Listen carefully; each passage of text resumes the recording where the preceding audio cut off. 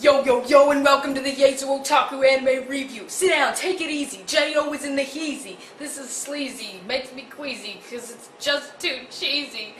Oh god, I'm gonna throw up. My soul is dying. Oh, I'm sorry, there are many things in this life that my pasty white nerdliness was never meant to do. Rap is like at the very top of the heap. Excuse me for a minute. Oh god, oh, whew. Actually hurt. That physically hurt me. The ultimate reward is starting on a war that on with the times and wars with no lords. Some days, some nights, some men, some die in the way of the samurai. Some fight, some bleed, some up, some down, the sons of a barrel. Some days, some nights. This fat beat kicks up sometime during the Edo period.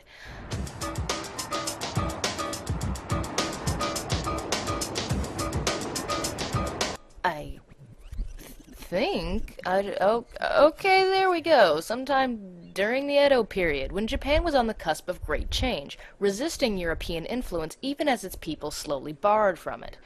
Old ways were dying out, and new trends hadn't yet been accepted, but somehow I don't think Japan's time of transition ever got this gangsta. Hit it! You got it, big guy.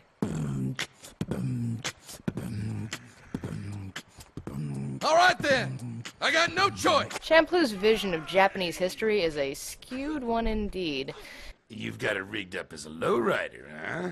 Palanquins are never worth as much after they've had one of these custom jobs. Anyway, amidst all this chaos, a story of 3 travelers is about to break out. What? 100 dumplings! That's the reward a young waitress named Fu offers the vagrant Mugen if he will save her from the nasty gangbangers threatening her in the tea house. Do the math. 100 dumplings for all you guys? What's that work out to? 5 dumplings a pop? His math's way off. Mugen obliges, but more out of an urge to break things than help a damsel in distress, not being a terribly respectable punk himself. He's the polar opposite of Jean, a methodical Ronin samurai defending a poor man from a money collector's bruisers on the other side of town, who also happen to be the bodyguards of the gang leader in the tea house, which can only lead to one thing.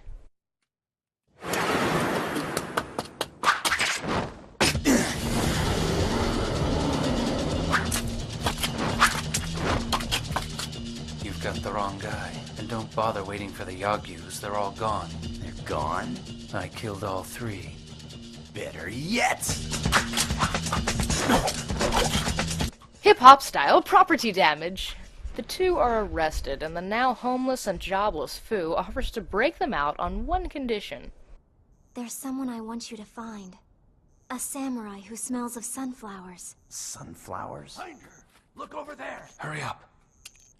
So, after a scuffle or 2, the combatants agree to escort Fu across the shogunate until she finds her samurai, and then they'll be allowed to kill each other. Provided that trials like a chi-wielding Shaolin swordsman, ghetto pirates, Dutch invaders, mineshaft zombies, beatboxing delinquents, skinhead taggers, Spanish missionaries, the New York Yankees, or a whorehouse hiding cutthroat counterfeiters don't kill the whole pack off first. Hey! Look, there's a naked woman over there! Huh? On the technical side of things, Champloo is actually not always a visual marvel, but this is covered up very well. The characters go off-model fairly often, the animation can be limited and sloppy every now and again, but for the most part, the animators put attention to detail where it mattered and took shortcuts where it was less noticeable, remaining uniform throughout instead of starting strong and getting crappy. Besides those few inconsistencies, the art direction in Champloo is gorgeous, full of thick, dark strokes, striking locales, and most of all, constant, perfect use of lighting to strike the mood. The use of color and shading in Champloo is ever-present and totally amazing. Musically, Champloo relies on the heavy downbeats of hip-hop, rap, even a little reggae, played on both modern and traditional instruments. It's a strange blend, to be sure, but even stranger is how the music is used. Word. As if determined to abrade the norm even in its soundtrack, Champloo plays weird music in weird places. A soulful ballad might play when a pack of thugs is being slaughtered, an eerie broken turntable mix might occur during a sensitive moment in the sunshine, and intense drum loops might pound in when there's nothing on screen but a thick nail-biting tension in the air.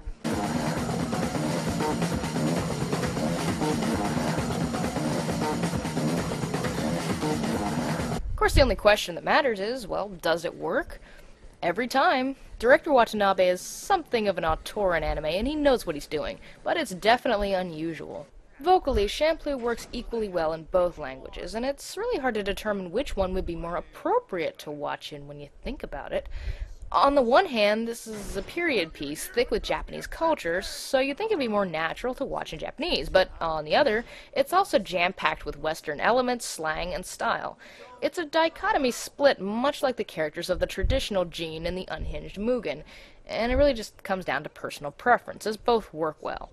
For the dub, Kari Wahlgren is a wonderful foo, impetuous but well-meaning, and really convincing as a foolhardy 15-year-old girl, which is something not a lot of female voice actresses, even the best ones, can pull off perfectly. I have absolutely no idea why you men feel it's necessary to use up all that energy working up a sweat doing all that pointless physical exercise when we're almost starving to death. Not to mention I haven't had a bath for ages and ages. My good looks are gonna be ruined.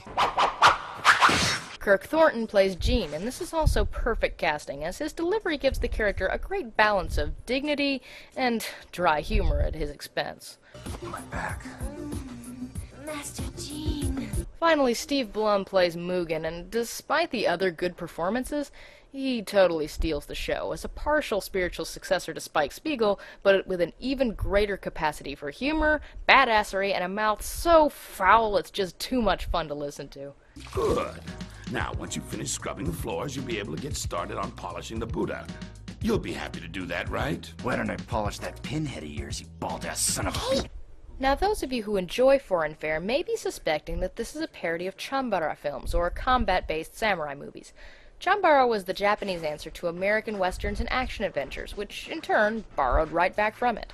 You'd be right in assuming this is a parody, kind of, but more than that, it's something of a gumbo, I guess. The word Champloo is shorthand for Goya Champloo, which is a stir-fry dish, and it simply means to hash up. Watanabe, who previously directed Cowboy Bebop, has a Tarantino-esque fixation on deriving new visions from bizarre blends of reality and extreme pop culture. He preferred to see the waning days of the samurai not as a time of dying nobilities and traditions, but a rough and chaotic period where the wandering warriors were more like inner-city mobsters, which may be a little closer to the truth in the same way that we glorify the cowboys in our cinema, but yeah, this is a little much, turning Watanabe's revisionist vision into anachronism jambalaya. What? Fuck them! Fu's nail polish is an anachronism, Jean's bifocals are an anachronism, and Mugen's existence is an anachronism, but it certainly doesn't stop there. Kiss my ass. Very little Samurai Champloo makes any logical sense at all, but who cares, because it's one of the coolest, wildest road trips ever animated.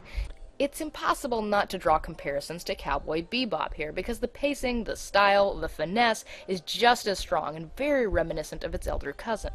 Barely held together by the end goal of finding Fu's samurai, Champloo is entirely composed of vignettes with their own style, funny, dramatic, parodic, or pensive, and often focused on blending a historical event or element with modern trends and references, giving you something that you've never really seen before. If nothing else, this is a smart, attention-getting bundle of stories. The downside to this? It's the bundling and not at all the stories that get your attention. Since it can't be avoided, I'll jump back to Cowboy Bebop for comparison. This now legendary anime was always style over substance, but it still had a great deal of substance to offer. Its stories were creative and often thought-provoking, and its characters were subtle and incredibly complex. Now, while they share the same director and art team, the composer and entire writing team of Bebop was not involved in Champloo, instead moving on to a little project known as Wolf's Rain, a marvel so substance over style that it can be cold and cryptic. Champloo is warm and inviting by comparison, and so style over substance that, I'm being dead serious here, I have seen Disney Channel original movies with more subtlety and depth. I want my nookie! With maybe a few exceptions, all of Champloo's anecdotes are simple enough to be summarized in 2 sentences, sometimes 1. They're gripping and impressive in execution, but fall flat narratively, always cliché, overly simplistic, and never leaving a lasting impression on any deeper level. Unlike Bebop and Wolf's Rain, Champloo actually has a couple of episodes that just don't work at all and leave the audience wanting to forget them because the masterful pacing built us up so well for a whole lot of nothing. The characters are lovable, but also pretty shallow, not stretching much past the stereotypes you peg them for from episode 1. They do get a little backstory, they become more of a family, but it's nothing we haven't seen done much better before, and for the most part, they don't really change. Still, that's not so bad. The worst part of all of this is that Champloo does feel like it has a message to share with us, but again, it's the simplest and most hackneyed message out there, delivered in the simplest, most hackneyed way. But okay, I spent this long talking about the negative, overemphasizing it, I think, simply because it's significant but hard to care about. Champloo is sort of like a hit hip-hop single into itself. Maybe there's almost nothing to it, and it should be forgettable, but you still always listen to it because it's enjoyable, it's stylish, and it just gets into you. It's great at parties, so who cares about depth or complexity when you have ridiculous fun done right? And that's really all Champloo is. Much as it is for our sunflower-seeking vagabond trio, it's not the destination, but the journey that really matters. Samurai Champloo is available from Jineon. Yeah, even though they went out of business, they still own the licensing rights to a number of titles that Funimation distributes for them in their original format. So it's not technically owned by Funimation, I guess. I'll just say Jineon. A brief manga adaptation written by director Shinichiro Watanabe and illustrated by Masaru Gotsubo is available from Tokyo Pop. All in all, Samurai Champloo is an incredibly simple and cliché-ridden parody of samurai films that survives simply based on the rule of cool. But it doesn't just survive, it excels based on its clever direction, wicked choreography, brazen sense of humor, and of course, a mashup of references so thoroughly delicious that they gave the show its name. It may be aimless, it may be shallow, and its stories may be extremely hit or miss, but in the hands of a brilliant director like Watanabe, this initially unimpressive concept morphs into a wildly entertaining romp that is still well worth watching. I give Samurai Champloo 3 real Asian gangsters. I'm so hungry! My back. Out of 4.